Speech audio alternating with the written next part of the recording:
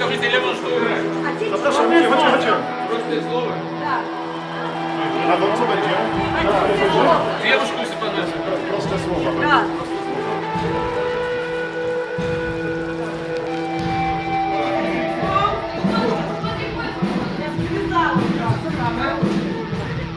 Спасибо, я...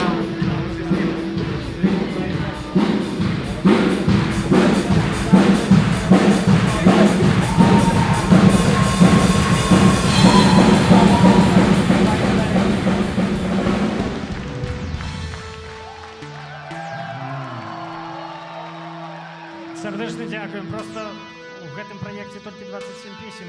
Мы можам паўтарыць толькі простыя словы, калі вы хочаце. Так?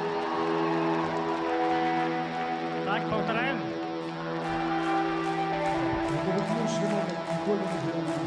Народны альбом, супольны музычны праект. Дзякую.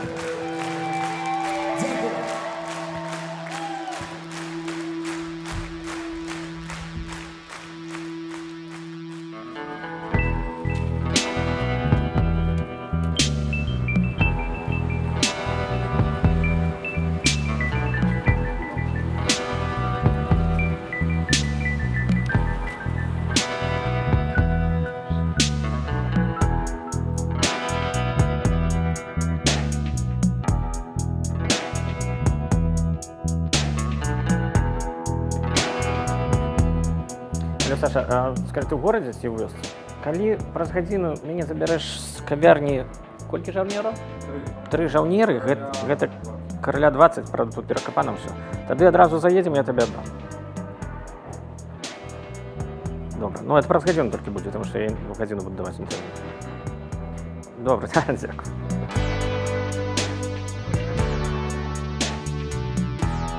Час быў такі, што неяк Міхал так пачаў фантанаваць рэзка. Прычым фантанаваць не ў такіх жанрах, да якіх мы прызвычаіліся. У яго пачаліся нейкія такія старасвецкія нейкія алюзіі такія. Казікі-юзікі, нейкая бойка на лузе, там незразумела, што гэта яго раптам туды панесла. Але ягонае это вось фантанаванне і натхненне, такая дзікая абсалютная інспірацыя, пачала перадавацца мне таксама. У Михала уже был целый вялікі нататнік тэкстаў, большасць з якіх была напісана яшчэ для Бонды, альбо просто так. Ну, я выбрала 2, якіх мне падаліся прымальнымі для мяне, а далей уже пошла такая праца больш, ну вот не праца, а такое жыццё больш такое сумеснае, скажем. Мы 2 польскіх шпіёны. Полик ты, лёлик, лёлик ты, полик. Кася якби взяла один текст, якби зробила пісню. На узбоччі так якби почали писатися якби інші тексти на тематику міжвоєнну Заходній Білорусі. І було невідомо, що з ними робити. За вялікія і значэнныя творчыя дасягненні у беларускай рок-паэзіі азначаюць паэта Міхала Анімпадыстава. Стыльнаму чалавеку за густоўныя тэксты. Гэта вельмі справядліва. Дзякуй за ўвагу. Тут на памежжы каменныя вежы, жалезныя дзверы, замкі і засовы. Ну вось бралася буйное такое мястэчка заходнебеларускае, умоўна кажучы, Ракаў, і там адбываюцца нейкія падзеі. Мы там такія пакідаем гэтыя розныя лінкі і маркеры, каб можна было гэта ўсё якби звесці да Ракаў. Пушана кроў.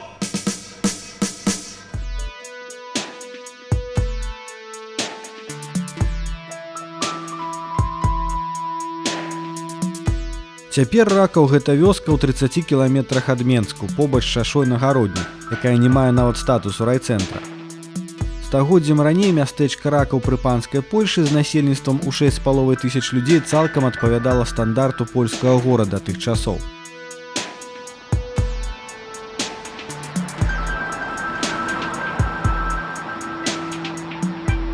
Мастак Фелікс Янушкевич захоўвае памяць пра гісторыю Ракава.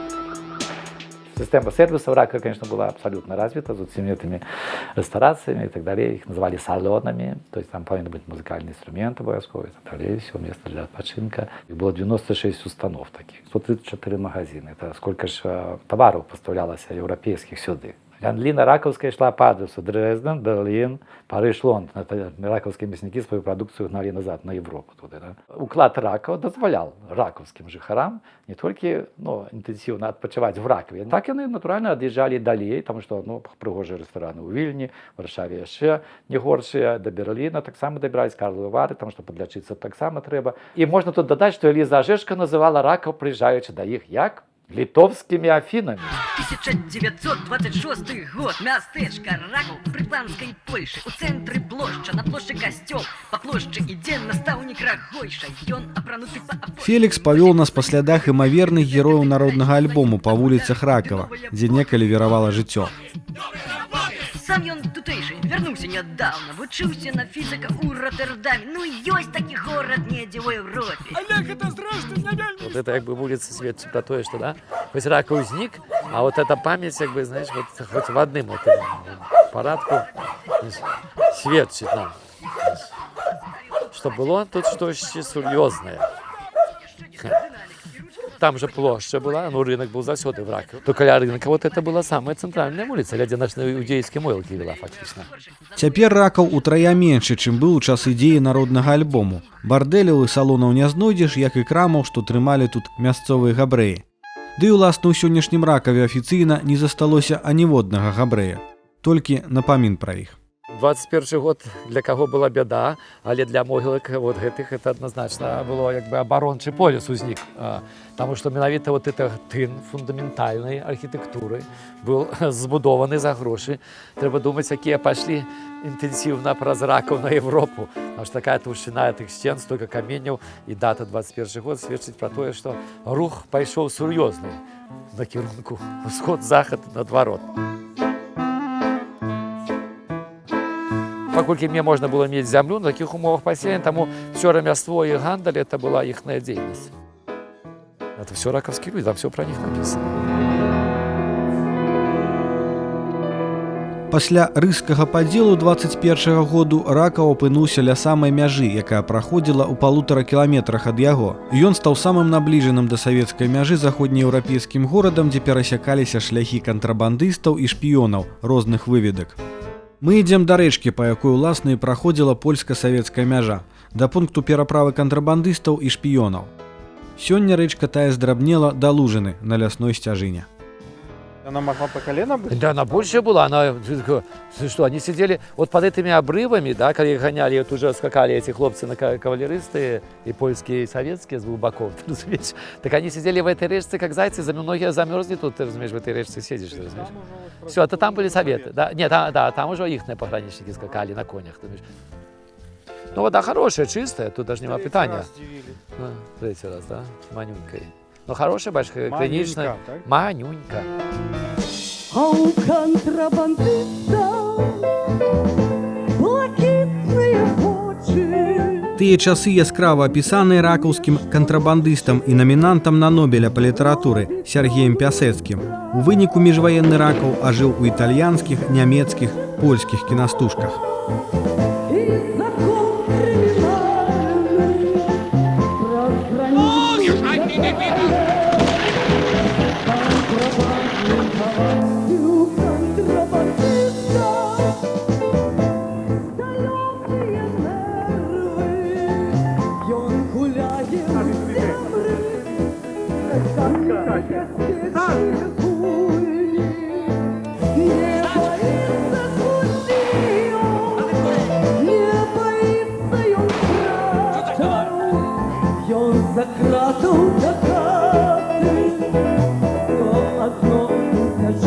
Вось такі пярэсты, шматгранны, супярэчлівы міжваенны Ракаў 20-х натхніў нашых герояў у 90-х на стварэнне унікальнага музычнага праекту.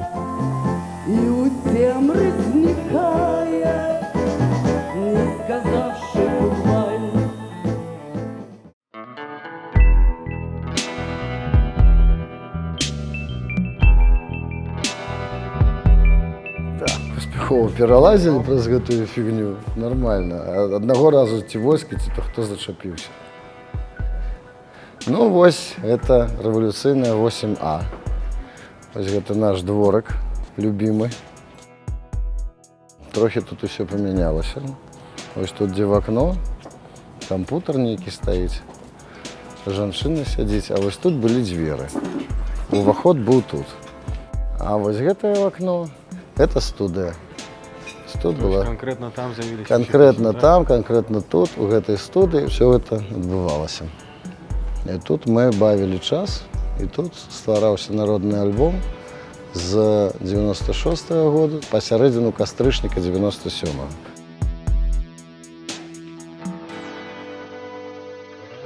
Там была такая культовая кропка, что люди приходили просто так. Мастакі, музыкі дзеля рэпрэзентацыі нейкага альбому новага ці проста інтэрв'ю, пісьменнікі, просто прыходзяць палітыкі, паразмаўляць, ну, часам выпіць, попаліць на лесвіцы. Я, Вероніка і Лявона Кася, мы там былі там адны з двух пар, як бы такі, нешматлікіх. Таму, відаць, на агульных нейкіх такіх сабантуях, плюс радыё 101,2, можа быць, Вольскі, а можа быць, Міхал прапанаваў мне асабіста напісаць адну песеньку, то есть аргентынскае танго. Нешта адбывалася на радыё 101,2. Нас таксама запрасілі. Кася адмовілася пець «Матка Боскава» Страбрамска. Кася атэіст. Она сказала, што гэта не моя песня. Можа, ты паспрабуеш? Я паспрабавала. Матка Боскава Страбрамска, злітуйся над нами. На 101,2 працавалі мои добрыя знаёмыя. Памятаю, што там каля Немігі там гэты был офіс. Я прыходзіў пару раз там сидзелі, можа пару раз даже там coś выпівалі.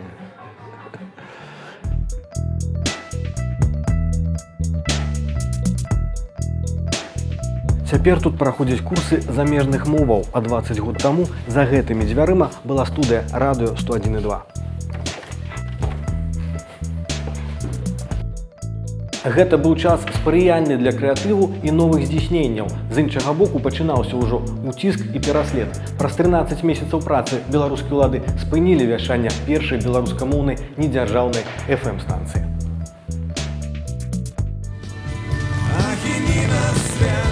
6 хвілінаў застаецца да 8 гадзіны. Нагадаем, што а 8 роўна наш перадатчык радыё 101,2 будзе адключаны на няпэўны прамежак часу. Ведаеце, побач са мной тут у студыі сядзіць зараз моя калежанка Ірына Курапаткіна. Я звяртаюся да вас, шаноўныя слухачы. Мы працягваем працаваць і кожны дзень будзем тут на працоўным месцы рэвалюцыйнае 8А радыё 101,2. Разлічваем на вашу падтрымку і хочам, каб вы ведалі, што кожны чалавек з калектыву радыё 101,2 гатовы выйсці ў эфір, як толькі нам гэта дазволіць. Нашых супрацоўнікаў каля 40 чалавек. Яны ўсе з вамі развітваюцца. Будзем спадзявацца, што часова. Ну што, we'll be back. 3, 4. We'll be back!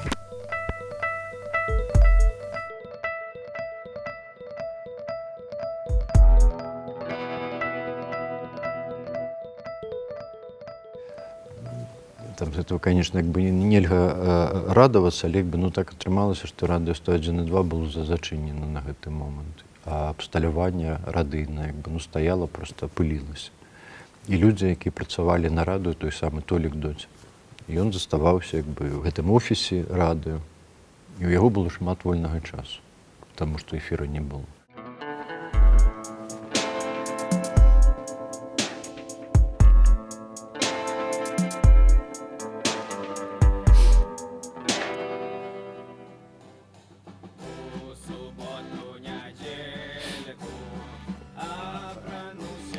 Ну, конечно, калі мы пісаліся, у нас так з апаратурай была не вельмі добра. У нас было толькі один такой вокальный процессор Yamaha, и все праз яго і пісалось. И барабаны, и вокал, и все остальное. Ну, в принципе, это было не самое кепское. Вот с этой песни все и пачыналася. Спачатку запісалі Адельку з баянам. Я ўсё быў такі ўсцешны, як гэта аўтэнтычна гучыць, як гэта выдатна. Это нават ставілі на дыскатэцы ў 3 парсючках на трактарным. І народ, дарэчы, нармальна так адтапырваўся пад эту Адельку, так як і пад модныя тады Smashing Pumpkins і ўсе этой каманды. А бутэльцы на дне, ха-ха, чорт рогаты жыве, ха-ха, ты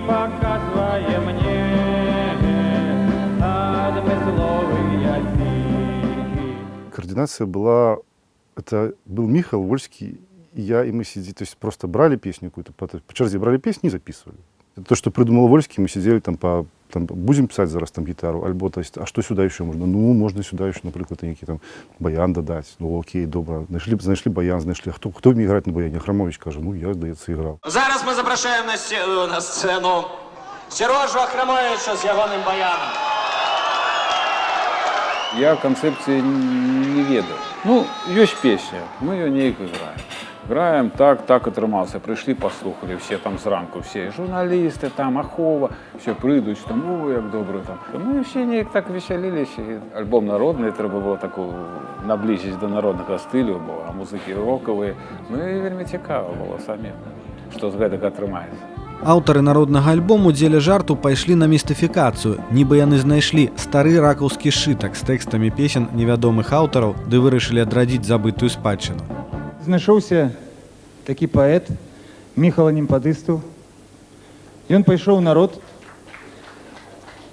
На запасе му там 27 песняў, якія спяваліся ў заходняй Беларусі з 20-х па 30-е годы паміж двума войнамі. Насамрэч, з 27 запісаных песен народнымі з'яўляюцца толькі 2. Адну з іх на канцэртах народнага альбому спявае Лявон Вольскі, але насамрэч у студыйнай версіі яе запісаў іншы чалавек, названы на вокладцы «Інкогніта». У нашым фільме ён упершыню публічна адкрые сваё імя.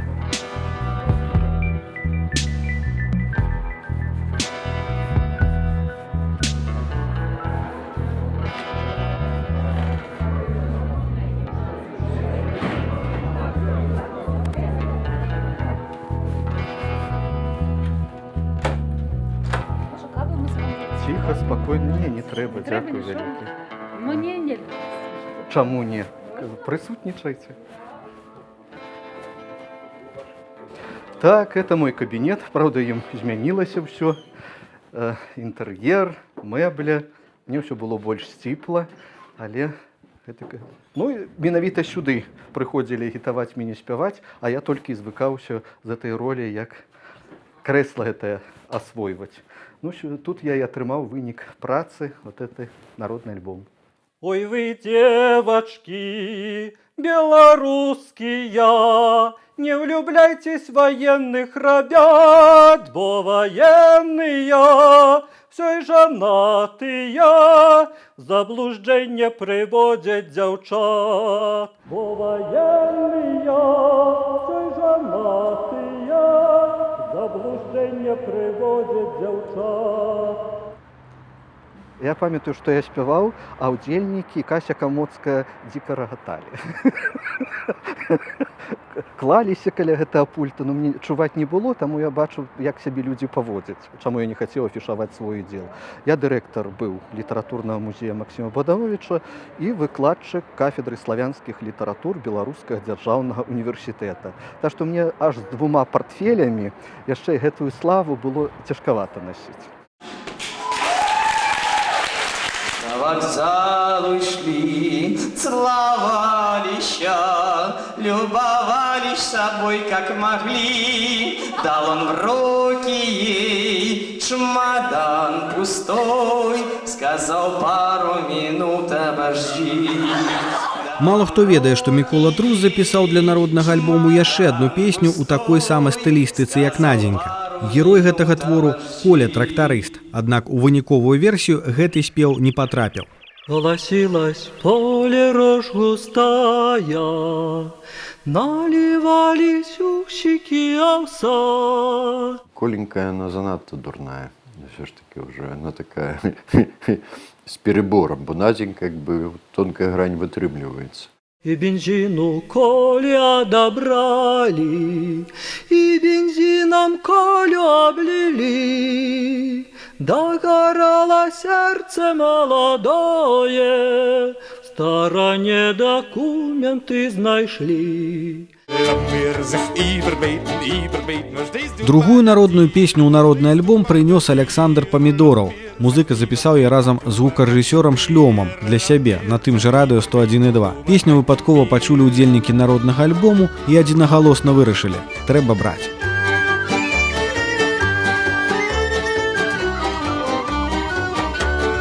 Я пачуў гэтую песню ўпершыню яшчэ ў дзяцінстве з нейкай касеты. Гэта быў запіс, такі быў гурт Цупгеген Хансен.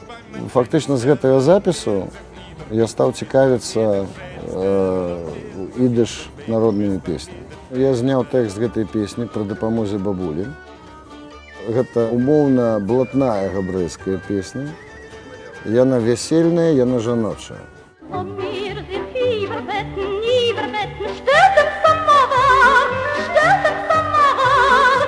Пасварыліся хлопец з дзеўкай.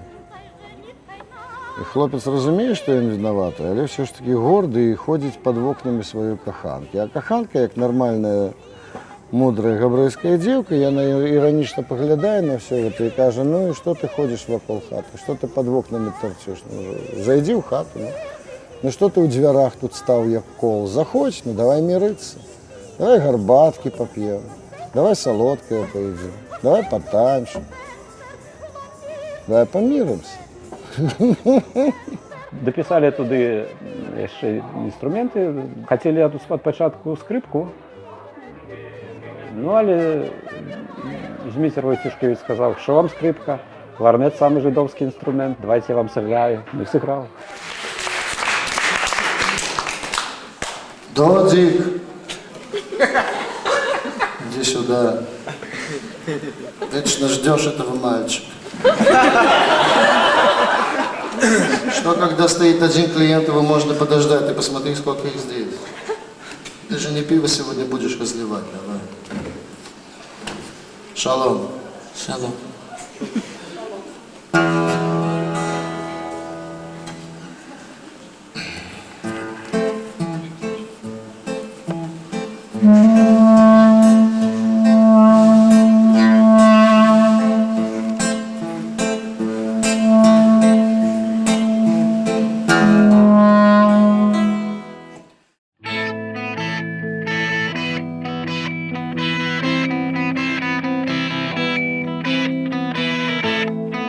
Да запісу народнага альбому разам з Вольскім далучыўся ўвесь склад НРМ. Піт Палаў паўдзельнічаў у стварэнні двух цэнтральных песен «Я да жалю не пан» і «Простыя словы». У траціне песен гучыць бас Юрася Ляўкова і бубны Олега Демідовіча.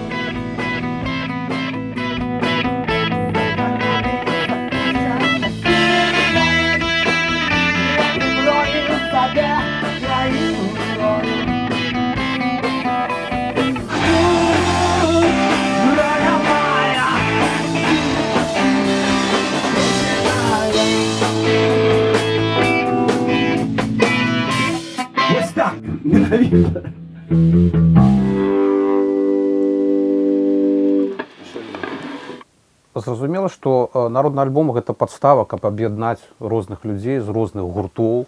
Все разам, розныя абсалютна людзі, але мы сябравалі на той момант вельмі добра.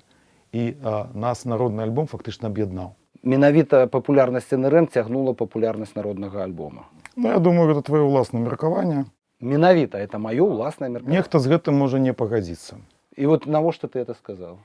Я это сказал, потому что это мое властное меркование. Народный альбом жил своим жыццём сам по себе. А то, что им там удзельнічалі НРМ, удзельнікі іншых гуртоў, и они просто дадавали нейкі там смак гэтаму ўсяму. Але хто там галоўны, зараз высвятляць вот так, я галоўны. Немагчыма так казаць. Вот я ведаю, вот я скажу, хто там галоўны. Я упэўнены, што галоўны там был Лявон Вольскі і Міхал Анемпадзістаў. Ніхто не думаў, што там калі-небудзь народны альбом будзе выконвацца на канцэртах, на буйных пляцоўках.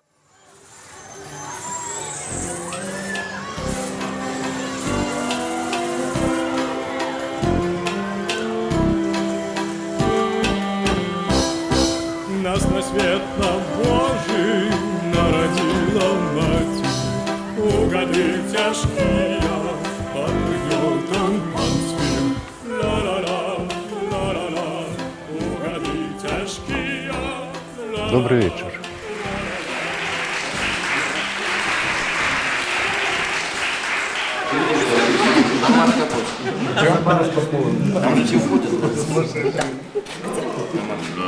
На свет.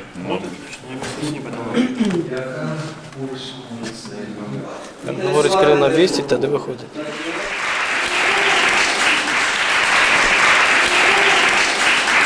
Великий дякую, что пришли. Прошу прощения, что мы крыху поздней. Первая песня называется «Под пригнетом панским», и в ней как раз все это подається з пункту гледження советской историографии. «Под пригнетом панским».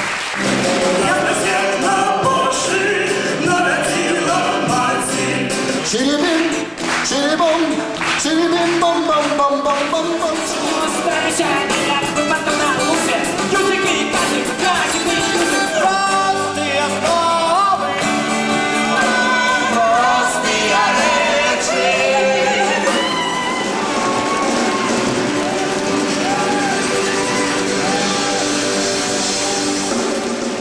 Тое, што якби першы канцэрт быў тут, я думаю, што гэта вельмі ўдалы быў выбар. Ён у нейкім сэнсе заклаў эстэтыку ўсіх наступных канцэртаў народнага альбома. Вось гэтая камернасць, крыху тэатральнасць засталіся доўгія гады разам з народным альбомам. Мы ўсе, безумоўна, хваляваліся перад канцэртам, я ў тым ліку. І я памятаю, з Сашым Памідором яшчэ думаю, што гэта вось зараз будзе. Саша мне говорит, шчыра кажучы, я не ведаю, можа быць фіаска. Некалькі песень прайшло, я закрыліся з Сашем сустракаюся і кажу, мне здаецца, што все нормально ідзе. А Саша говорит, да не тое слово, все супер ідзе. З першага канцэрта было відаць, што гэта пайшло вельмі добра проста. Всё, зал падняўся адразу проста. На первом концерте, может быть, что-то мы все и зразумели. Потому что пока ты это записываешь, это, где-то там, знаешь.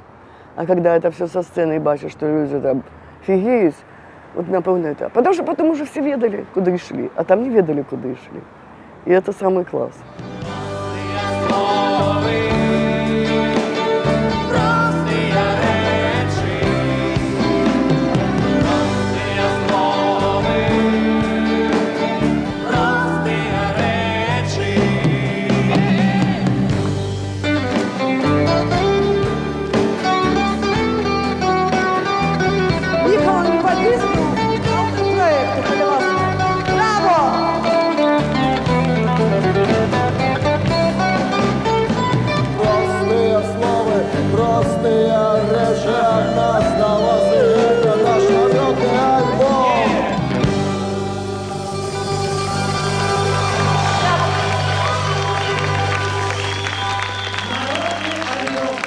Пасля канцэрту у Цюгу з гастроляў фактычна не вылазілі. 11-12 чалавек, цалкам розных, усе з лідарскімі задаткамі, некаторыя ўжо сталыя зоркі са сваімі там характарамі, можа быць там кампрызамі, з розны ўзрост, розны ўклад жыцця.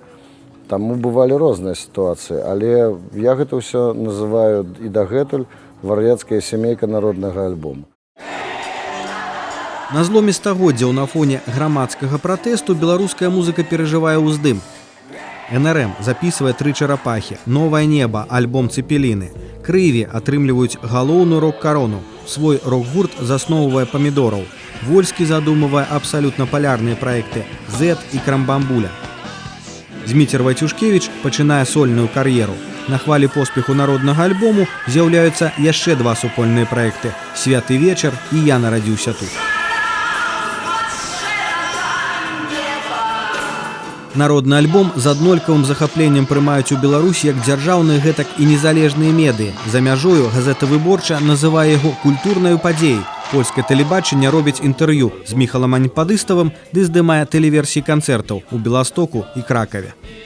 Дзякуючы альбому таксама палякі маглі пабачыць гэтую гісторыю, гэтыя тэрыторыі зусім іншага ракурсу. Менавіта з ракурсу заходняй Беларусі, беларусаў, якія там жылі. Праўда, у межах польскай дзяржавы, але захоўваючы сваю самабытнасць, сваю культуру, сваю традыцыю, якую, на жаль, у 1939 годзе амаль цалкам парабавалі і амаль цалкам забралі ім саветы. Быў канцэрт няўдалы у Барбакане, які здымала яшчэ польская тэлевізія. Там все было вельмі дорага, там быў такі кран. Барбакан — это выдатнае месца, безумоўна, але гэта не ў гэтым месяцы трэба было гэтым займацца, таму што гэта быў, здаецца, ўжо лістапад ці канец кастрычніка. Быў такі холад страшны. И не хапае моцы, ліў страшэнны лівень. Больш за ўсіх пашчасціла Алесісу, Юрыку і Славе Корань. Бо яны, як музычная група, яны стаялі, Алесіс сядзеў у арке, а Слава і Юрык, яны пад дашкам такім стаялі. А вось Лявон Вольскі, Касіка, усе, хто працавалі на пярэдняй лініі, яны ўсе былі мокрыя. Лявона біў токам мікрафон. Польскія аператары здымалі шыкоўныя кадры, як Піт Олегович Паўлаў грае на сваёй гітары, выпільвае сола. І з-пад ягоных пальцаў льецца кроплі вады льецца. А ты стаіш, глядзіш і так бачыш, грае Піт сола. А думае, гітара акустычная Ямаха, $450 у сраку. Я памятаю, у секонд-хенде накупляли нейкіх шведраў. И, значит, в этих шведрах там у гримерцы сидели, потому что и там было страшно холодно. Ну, ясно, что руки не играли, и голос дрожал от холода. Мы обронimся тепло, хай даты нас морозит, вали только вопратку гэтую, моль яшчэ не пожерла. З поспехам праходзіць канцэрт у кіеўскім доме актора, былой караімскай кінасі.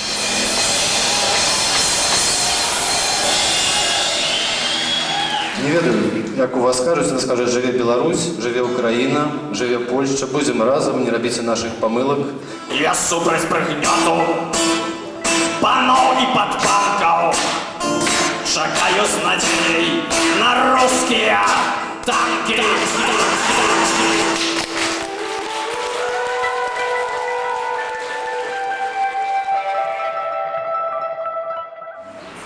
О, и все эти карта Франции. Вот мы куда поедем. Вот. Рош-Сюрьон. Фестываль для Рош-Сюрьон штогадовы. На гэты фестываль там ужо прыязджаў такі польскі тэатр 8-го дня з Познаня. Іх запрасілі зноў і запыталіся, слухайце, а можа у вас ёсць які-небудзь польскае фальклорнае трыо? Яны кажуць, што есть у нас такое трыо. Только не трио, там, а 12 человек, и не польское, а белорусское, и не фольклорное, а значно больше складано. Но вот мы рекомендуем, и они кажут, ну добре, берем тогда мы. Ехали на той фестиваль на Мусе про всю Европу. Дорога заняла намного больше, чем само пребывание во Франции и концерт. 4 дні туди, 4 дні назад і 2 дні у Франції. Все це була основна дорога. У нас були там начальники, які контролювали, каб ми не шмат пілі, як мінімум у той бок їдучи. Тому нам нічого було робити, і ми грали у карти. І першому проігравшому ми задавали нейке цікаве нешто там. Мне выпало «Живе Беларусь» и «Люк». Живе Беларусь!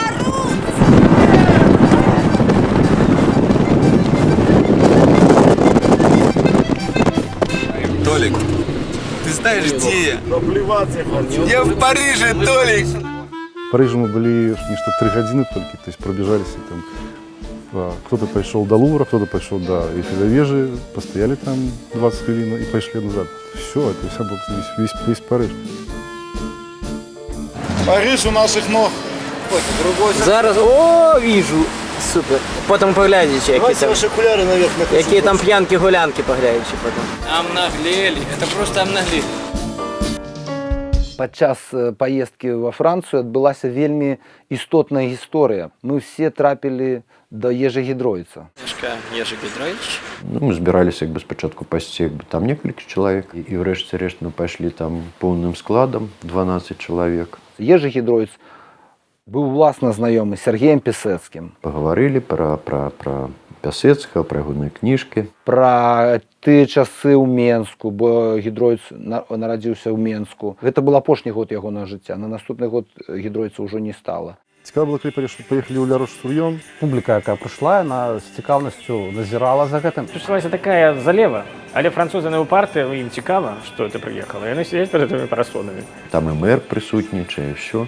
Ну, это же свято. Ну, некие пьянтосы подходили под сцену, такие, о, там, клошары, те, кто это был.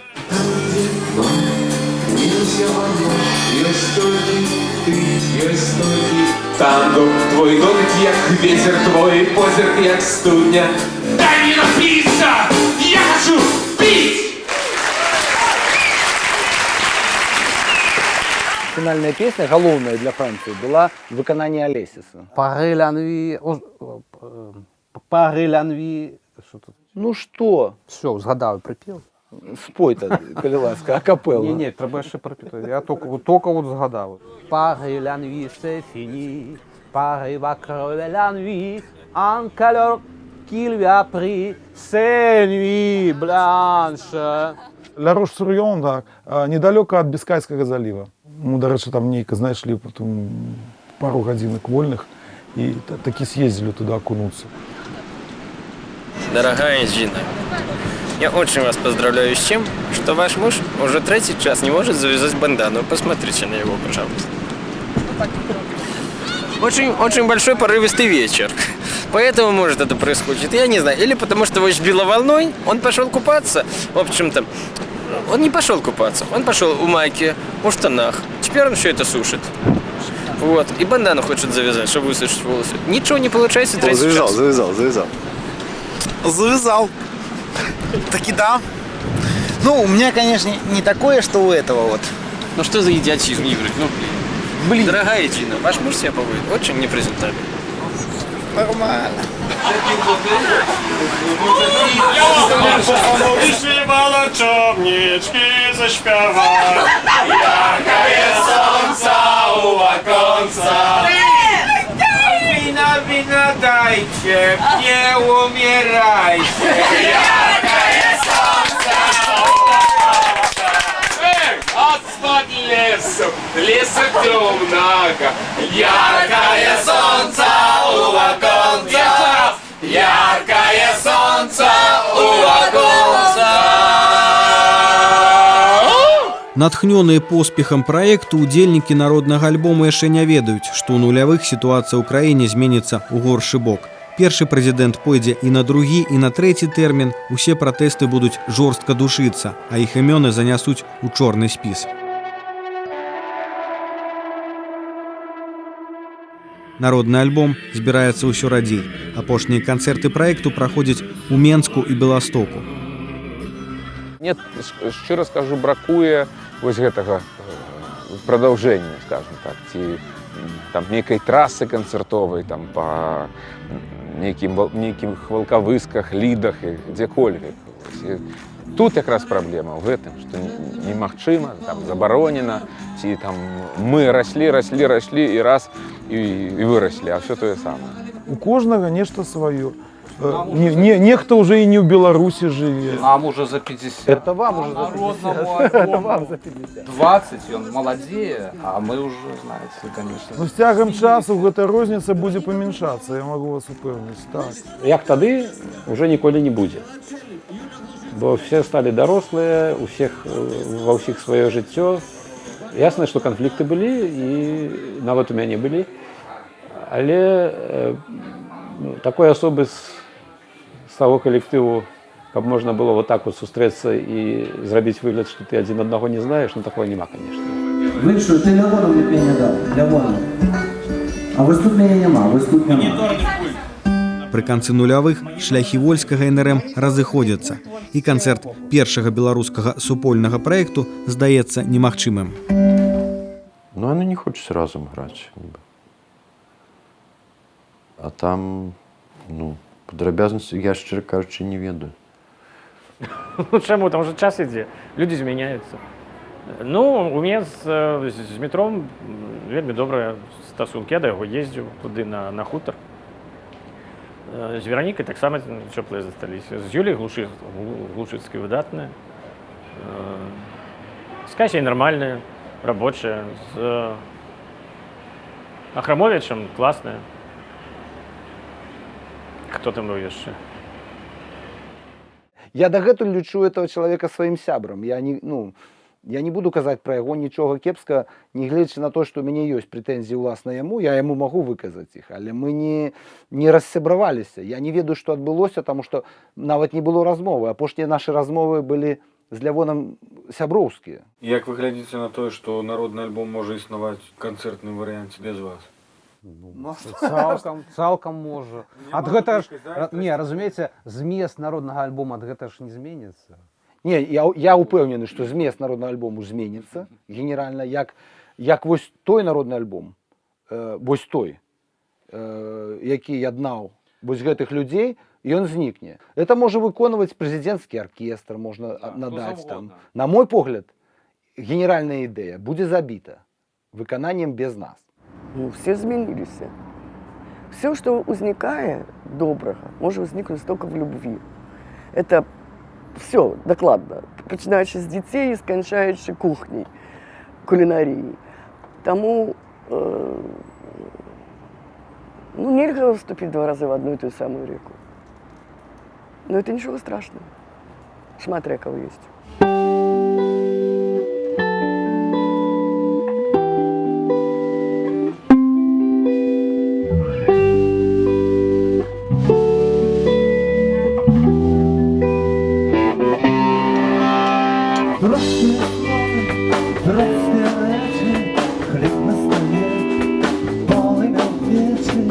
Гэта так проста, гэта так добра, як з головою залезці пад коўдру. Простыя словы, простыя рэчы. Давайте. Прыцемкам сіняй зімовай парой в доме бацькоўскім усё знаёма. Ёсць чым сагрэцца, ёсць дзе схавацца ў доме бацькоўскім, у матчынай хаце. Всё так надзейна, всё так грунтоўна, што тут казаць нам хіба што нічога. Можна жыць далей, дзень прыйдзе новы, добраноч паненкі, добраноч панове, простыя словы, простыя рэчы, простыя словы, простыя рэчы.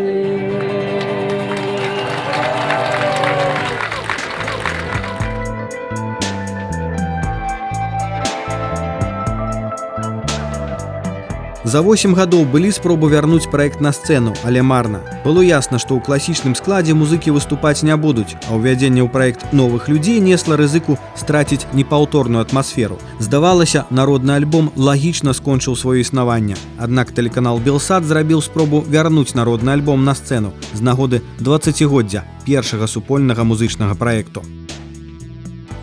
Pomysł był Aleksego Dzikawickiego już od dawna, on z tym chodził i tam coś gadał o tym i mówił i tak naprawdę, no widocznie projekt coś miał takiego w sobie, że ludzie by go chcieli powtórzyć. I jedna z ważnych przyczyn była taka, która dla mnie była ważna, dlaczego trzeba było projekt powtórzyć, że on nigdy nie był nagrany porządnie. Kilku kolegów, iluś kolegów to robiło po prostu, przyjaciół, no ale z kolei tego nigdy do końca profesjonalnie nie zrobiono. To musiało być zrobione po prostu.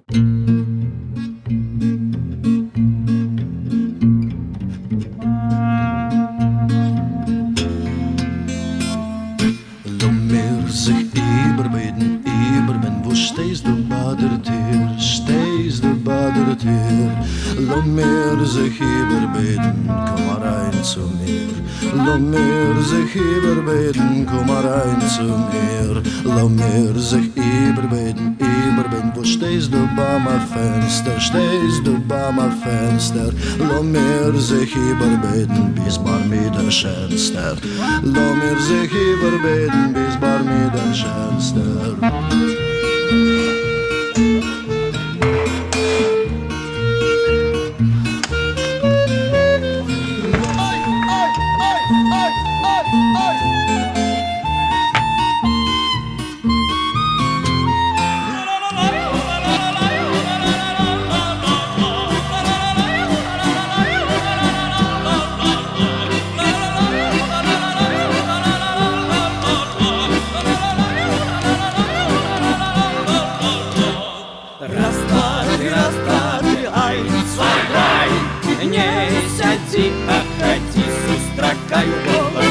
песни спявай, але по край, зеленое скло наливай. У субботу, недельку обрануся пристойно, обрану камизельку и кашулю с бавовны, навяжу синий гальштук и пойду до Дельки. Каб я товарищне зазирнуть в бутылку. Рай, ла-ла-ла-ла-ла-ла-ла-ла, у субботу, недельку. Рай, ла-ла-ла-ла-ла-ла-ла, зазирнуть в бутылку.